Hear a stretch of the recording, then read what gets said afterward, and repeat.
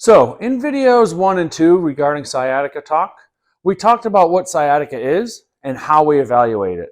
We briefly discussed the difference between spinal versus non-spinal sciatica. Now what? With spine-related sciatica, we may take a more conservative approach. When dealing with non-spine related sciatica, that may allow us to be more aggressive in our initial treatment.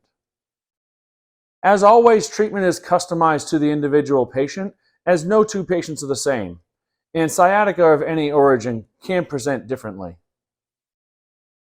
We typically prescribe a course of spinal and/or non-spinal adjustments. So I may adjust the spine, the pelvis, we may adjust the hip. Maybe some stretching and mobility exercises. And sometimes we use passive modalities just to kind of calm stuff down and get a jump on things. When we're working on the soft tissue aspect and we do treatment, it may initially start with some form of post-isometric relaxation technique. And we're going to perform that to maybe the gluteal muscles like the piriformis. So if I'm working on the piriformis here, I'm going to check for range of motion. I'm then going to assume that he has a tight piriformis here. And I'm going to kind of create a little bit of pressure.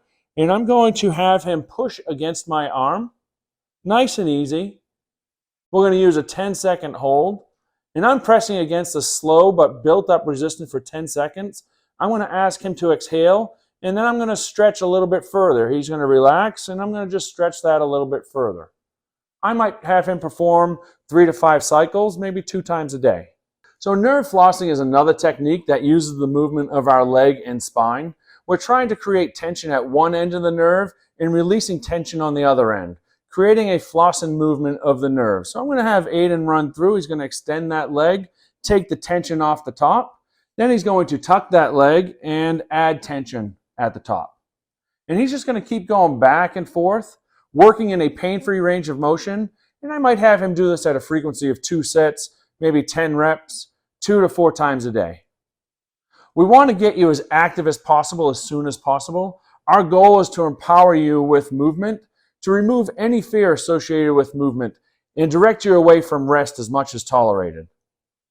We understand the challenge people may face when dealing with pain or injury. As always, our goal is to provide effective treatment that allows you to perform well in work, sport, and life. If you or someone you know are dealing with sciatica, please contact us at Spaulding Chiropractic. Stay tuned for our follow-up video on exercises that we can use to alleviate the symptoms and minimize the issues in the future. Thank you, and keep moving.